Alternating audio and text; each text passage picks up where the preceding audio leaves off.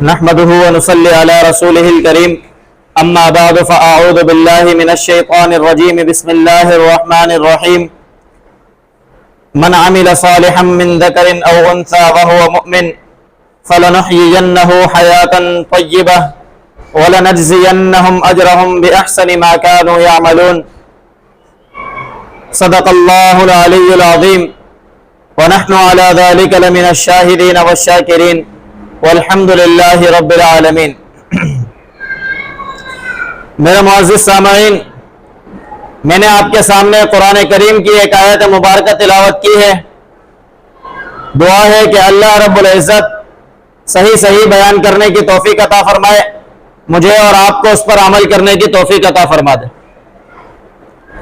اس آیت مبارکہ کے اندر مختصر سی آیت، اس میں اللہ رب العزت ایک بہت بڑا پیکج اور ایک بہت بڑی بات ارشاد فرما رہے ہیں کہ جس کے لیے پہلے پیرائی کے لیے تو ہر ایک کوشش کر رہا ہے، جو اس دنیا میں اپنا قدم رکھ رہا ہے، اس دنیا میں سانس لے رہا ہے، چاہے وہ کوئی بھی ہو، وہ یہ چاہتا ہے کہ مجھے یہ چیز مل جائے۔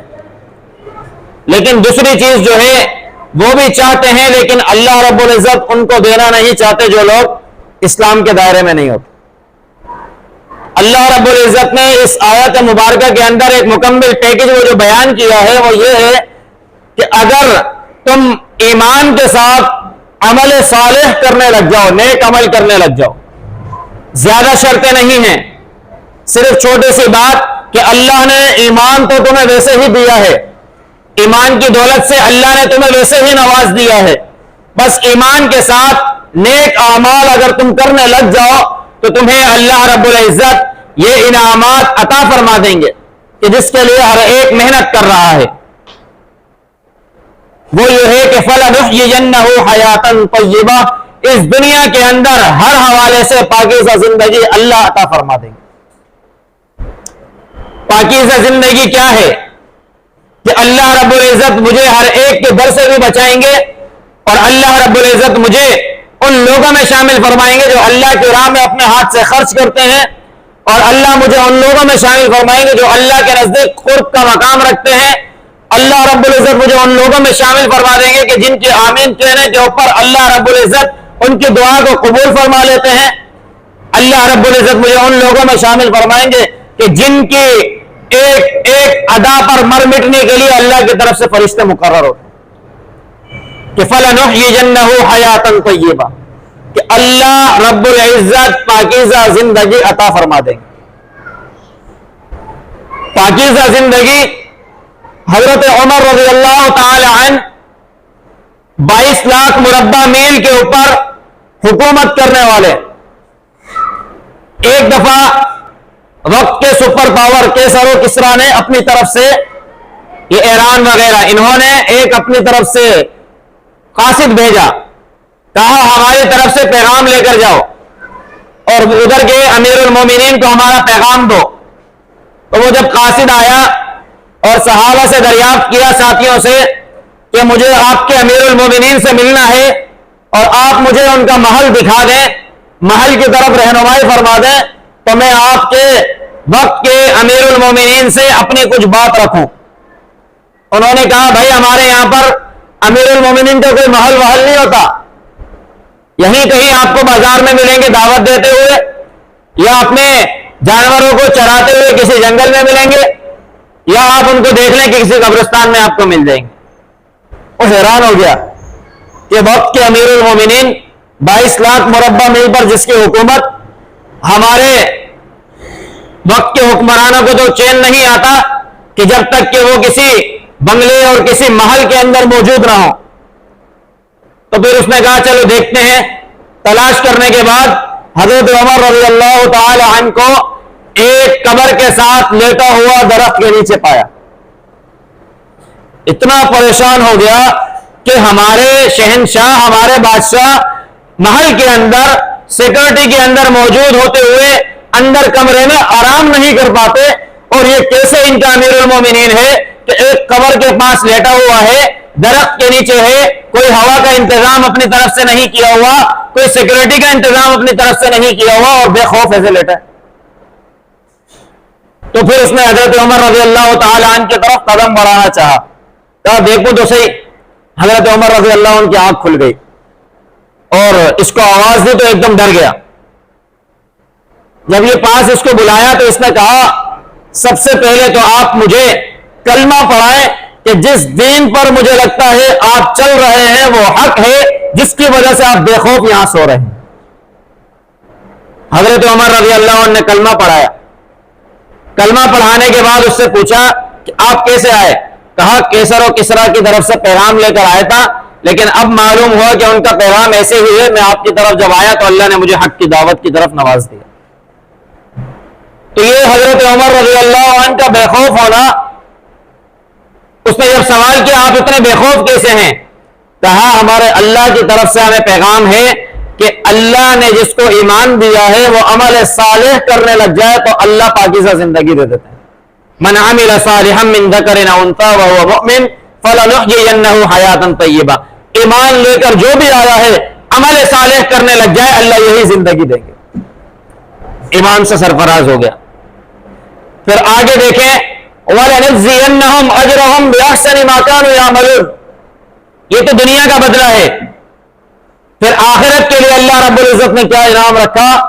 اللہ رب العزت فرماتے ہیں کہ آخرت میں ہم اس کو ایسا بہترین بدلہ دینے والے ہیں کہ جو کسی نے نہیں دیکھا۔ حدیث مبارکہ میں آتا ہے مَا لَمْ يَرَ عَيْنٌ وَلَمْ يَسْمَعْ أُذُنٌ وَلَمْ يَخْطُرْ عَلَى قَلْبِ بَشَرٍ، کہ ایسا اجر کہ جس کو کسی آنکھ نے دیکھا ہی نہیں ہے، جس کو کسی کان نے سنا ہی نہیں ہے، اور جس کا کسی دل پر وہم و گمان بھی نہیں گزرا، ایسا اجر اللہ رب العزت دینے والے ہیں۔ کرنا کیا ہے؟ کوئی بڑا مشکل کام نہیں ہے، کرنے کے دو کام ہیں۔ ایمان اللہ نے دیا ہے، ایمان نہیں دیا تو اللہ کے دین پر ایمان لے آئے، یہ ایک کام ہوا۔ دوسرا کام اللہ رب العزت کے لیے اپنے اعمال کو خالص کر لیں، جو کرنا ہے اللہ کی رضا کے لیے کرنا ہے۔ عمل صالح یہی ہے کہ جس کا اللہ نے حکم دیا وہ کرے، جس سے اللہ نے منع کیا اس سے رک جائے۔ یہ عمل صالح اپنی زندگی کے اندر لے کے آ جائے، آپ کے دنیا اور آخرت کے مسائل حل ہو گئے۔ آج میں اپنی زندگی میں اپنے آس پاس پڑوس کے علاقوں میں ملنے جلنے والوں میں ذرا نظر دو کہ نیک عمل کتنے لوگ کر رہے ہیں۔ نیک عمل کی ڈیفینیشن یہ ہے کہ اللہ نے جس کام کا حکم دیا وہ کام کرنا ہے، اور جس کام سے اللہ نے روکا اس کام سے رکنا ہے۔ لیکن ہم معاشرے میں دیکھتے ہیں کہ معاشرے میں جو کچھ ہو رہا ہے، کیا اللہ نے کہا ہے غیبت کرو؟ کیا اللہ نے کہا ہے جھوٹ بولو؟ کیا اللہ نے کہا ہے کہ ایسے لوگوں کا ساتھ دو تو دنیا کے اندر فساد برپا کریں؟ کیا اللہ نے کہا ہے کہ ایسے لوگوں کی آواز کو بلند کرو جو دنیا کے اندر غیر اسلامی قانون کو نافذ کرنے کی کوشش کریں؟ اللہ نے تو کہا ہے کہ اسلام کو نافذ کرنے کی کوشش کرو، جھوٹ، غیبت، بددیانتی، فحاشی اور یعنی ان سے بچتے رہو۔ آج مجھے بتائیں کہ کیا میں عمل صالح کر رہا ہوں؟ ہمارا جھوٹ بولنے والا شخص اس کو خیال نہیں ہے، یہاں تک کہ سچ بھی وہاں لوگ بولتے ہیں جہاں اپنا مفاد نظر آتا ہے۔ عمل صالح کی ڈیفینیشن یہ ہے کہ وہ سچ بولنا اللہ کی رضا کے مطابق۔ پھر اس کے بعد جو ہے ہم اس ملک کے اندر اسلام کے نظام کو نافذ کرنے کی جدوجہد کرتے رہیں۔ عمل صالح پر قائم رہنا بغیر اسلامی حکومت کے ممکن نہیں ہے۔ کہ اگر آپ دیکھ رہے ہیں کہ میں سود تو نہیں کرتا، میں غلط کاموں میں تو نہیں پڑتا، لیکن میرے ملک کی حکومت سود کا لین دین کر رہی ہے، میں چاہتے نہ چاہتے اس سود کے اندر مبتلا ہوں، تو سود کے ہوتے ہوئے کیا میں عمل صالح کر سکتا ہوں؟ کبھی بھی نہیں۔ اس سود کو ختم کرنے کے لیے، اس ملک سے غیر اسلامی قانون ختم کرنے کے لیے مجھے اور آپ کو اس ملک میں اسلامی جدوجہد کرنی پڑے گی، اسلامی قانون کا نفاذ کرنا پڑے گا، اسلامی قانون کے نفاذ کے لیے جدوجہد کرنی پڑے گی، اسلامی قانون کے نفاذ کے لیے اس ملک کے حکمرانوں سے ٹکرانا پڑے گا، اسلامی نفاذ کے لیے ان لوگوں کو اس دھرتی سے پاک کرنا پڑے گا کہ جو غیر ملکی اور غیر اسلامی قانون کے نافذ کرنے کی جدوجہد کر۔ وہی مثال ہے کہ اگر ہم سمجھتے ہیں کہ اسلامی قانون کے نفاذ کے لیے جدوجہد کرنے والے تھوڑے لوگ ہیں تو تھوڑے صحیح، لیکن جدوجہد ضرور کریں۔ نبی علیہ الصلوۃ والسلام نے جب اس دین کی دعوت کا پیغام دینا شروع کیا تو مجھے بتائیں کتنے لوگ تھے؟ سب سے پہلے اپنی اہلیہ کو بتایا، اپنی اہلیہ کے بعد اپنے دوست کو بتایا۔ تو میں اور آپ اپنے اہلیہ، اپنے گھر والے، میرے ساتھ ملنے جلنے والے، میرے قریبی دوست، ان تک تو اپنی بات پہنچاؤ نا کہ بھئی اس ملک میں اسلامی نظام نافذ کرنے کی جدوجہد کریں اور اسلامی نظام نافذ کرنے کے فوائد ان کو بتائیں، اور اسلامی نظام نافذ کرنے کی میں خود جدوجہد کیوں کر رہا ہوں یہ بھی اس کے اندر منتقل کریں۔ اللہ کی رضا مطلوب ہے تو یہ کام کرنا ضروری ہے۔ اگر کام کسی اور کے لیے کر رہے ہیں تو پھر جیسے چاہے من چاہے زندگی گزارتے چلے جائیں۔ یہ دنیا چاہے اچھی زندگی کے ساتھ گزرے یا بری کے ساتھ گزرے، لیکن آنے والی زندگی اچھی نہیں ہو سکتی۔ آنے والی زندگی بڑی خطرناک ہے کہ قیامت کے دن اور حشر کا میدان، پھر پل صراط، پھر جہنم کے اندر طبقات، مجھے بتائیں کہ اس کا سامنا میں اور آپ کیسے کریں گے؟ کہ اس دنیا کے آگ کی چنگاری میرے جسم سے ٹچ ہو جائے، میں کہتا ہوں یہ ہوا کیا ہے میرے ساتھ؟ کوئی اس سردی کے ماحول میں بھی اگر انگارے زیادہ اپنے ہاتھ میں اٹھا لیے جائیں، زیادہ تپش کے قریب جایا جائے تو وہ بھی بری لگنے لگتی ہے۔ اس گرمی کے موسم میں زیادہ ٹھنڈک میں بیٹھا جائے، برف کو ہاتھ میں لے لیا جائے تو وہ بھی بری لگنے لگتی ہے۔ مجھے بتائیں وہ قیامت کے اندر، پھر حشر کا میدان، پھر وہ پل صراط، پھر وہ جہنم کے اندر طبقات، کیا میں ان کا سامنا کر سکتا ہوں؟ جب میرے اندر ٹھنڈک اور گرمی کو اور تپش کو برداشت کرنے کی صلاحیت نہیں ہے تو مجھے بتائیں کہ وہ جہنم کو میں کیسے برداشت کروں گا؟ کہ جس کا ہلکے سے ہلکا عذاب بھی یہ ہے کہ آگ کے جوتے پہنائے جائیں گے، اور وہ آگ کیسی ہے کہ اس کو ہزاروں سال بھڑکایا گیا تو لال ہو گئی، پھر ہزاروں سال بھڑکایا گیا تو وہ نیلی ہو گئی، پھر ہزاروں سال بھڑکایا گیا تو وہ سیاہ کالی ہو گئی۔ آگ کو بھی آگ نے جلایا ہے۔ پھر وہ اس آگ کے جب جوتے پہنائے جائیں گے تو وہ روایتوں میں آتا ہے کہ حضرت ابو طالب کو پہنائے جائیں گے کہ وہ ایمان نہیں لاتے لیکن نبی علیہ الصلوۃ والسلام کا ساتھ ضرور دیا تھا اسلام کے نفاذ کے لیے۔ سب سے ہلکا عذاب ان کو ہوگا، اور کہتے ہیں کہ اس ہلکے عذاب کی شدت یہ ہوگی کہ جوتے پاؤں میں ہوں گے اور ابل یہاں رہا ہوگا، یہ دماغ ابلے گا اس کی شدت سے۔ میرے بھائیوں، میرے دوستوں، میرے بزرگوں، یہ دین اللہ رب العزت نے اس کے اندر، اس کی فطرت کے اندر غلبہ رکھا ہے کہ یہ دین غلبہ چاہتا ہے، اور ہماری زندگیوں کے اندر نیک اعمال نہیں ہوں گے تو ہم اپنے اندر سے خالی ہو جائیں گے۔ یہ دنیا کی زندگی بھی برباد ہو جائے گی، آخرت تو ایسے ہی برباد ہو جائے گی اگر نیک عمل نہیں ہوں گے، اگر ایمان نہیں ہوگا۔ ایک بندہ نبی علیہ الصلوۃ والسلام کے پاس آیا اور اس نے کہا کہ آپ جو بات کر رہے ہیں کہ فلاں چیز مل جائے گی اور فلاں چیز مل جائے گی، تو اگر میں ایمان لے آؤں تو کیا مجھے یہ سب چیزیں ملیں گی؟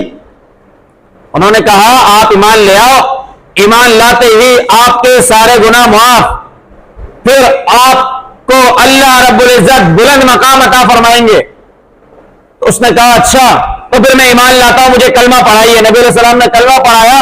کلمہ پڑھاتے ہی نبی علیہ السلام کے ہاتھ چومنے کے لیے اپنی سواری سے اترنے لگا تو جان دے بیٹھا، ہلاک ہو گیا۔ صحابہ نے پوچھا یا رسول اللہ یہ شخص کون ہے؟ نبی علیہ السلام نے فرمایا یہ وہ شخص ہے جس نے اسلام کے لیے نہ تلوار اٹھائی، نہ نماز، نہ روزہ، نہ زکات، کچھ بھی نہیں، صرف کلمہ پڑھا تھا، اللہ نے اس کو بخش دیا۔ تو صرف اور صرف ایمان لانا اور نیک نیت کی، صرف میں نیک عمل کی طرف جاؤں گا، تو جو لوگ نیک عمل کر رہے ہوں گے ان کا کیا مقام ہوگا؟ میرے بھائیوں، دوستوں، بزرگوں، یہ نیک عمل کرنا یہ کوئی چھوٹی چیز نہیں ہے، چاہے عمل تھوڑا ہو یا بڑا ہو۔ کل جو بیان کیا گیا، ہر چھوٹی سے چھوٹی نیکی بھی اللہ کی بارگاہ میں اگر قبول ہو جائے تو وہ چھوٹی نہیں رہتی، وہ میری اور آپ کی بخشش کے لیے نجات کا ذریعہ بن جاتی ہے۔ دعا ہے کہ اللہ رب العزت خود مجھے بھی ان باتوں پر عمل کرنے کی توفیق عطا فرمائے، آپ تمام میں سے ہر ایک کو عمل کرنے کی توفیق عطا فرما دے۔ وآخر دعوانا ان الحمدللہ رب العالمین۔ الحمدللہ رب العالمین والعاقبۃ للمتقین والصلاۃ والسلام علی سید الانبیاء والمرسلین۔ اللہم انت السلام ومنک السلام تبارک یا ذا الجلال والاکرام۔ اللہ کریم ہمارا یہاں بیٹھنا اپنی بارگاہ عالیہ میں قبول فرما۔ اللہ کریم قرآن اور احادیث کا سننا سنانا اپنی بارگاہ عالیہ میں قبول فرما۔ اللہ کریم قبلہ اول بیت المقدس کی حفاظت فرما۔ اللہ کریم حرمین شریفین کی حفاظت فرما۔ اللہ کریم برما، شام، فلسطین کے مسلمانوں کی مدد فرما۔ اللہ کریم ڈاکٹر عافیہ صدیقی کو جلد رہائی عطا فرما۔ اللہ کریم اس کے لیے ہم سب کو جد و جہد کرنے کی توفیق عطا فرما۔ اللہ کریم ہمارے ملک پاکستان میں اسلامی نظام کا نفاذ فرما۔ اللہ کریم اس کے لیے ہم سب کو جد و جہد کرنے کی توفیق عطا فرما۔ یا اللہ ہمارے ملک کی معیشت کو بہتر بنا۔ یا اللہ اس کے اسلامی نظریاتی جغرافیائی سرحدات کو بہتر بنا۔ یا اللہ اس کی اپنے فضل سے حفاظت فرما۔ یا اللہ جتنے لوگ ہمارے پریشان حال ہیں، بیمار ہیں، مصیبت زدہ ہیں، یا اللہ تمام کی بیماریوں کو، پریشانیوں کو، مصیبتوں کو، تکلیفوں کو دور فرما۔ یا اللہ جتنے بے روزگار ہیں، یا اللہ تمام کو حلال طیب روزگار عطا فرما۔ یا اللہ جتنے پیارے ہمارے اس دنیا سے چلے گئے، یا اللہ سب کی کامل بخشش فرما۔ اللہم رب ارحمہما کما ربیانی صغیرا۔ وصلی اللہ تعالی علی رسول خیر خلقہ محمد وعلی آلہ واصحابہ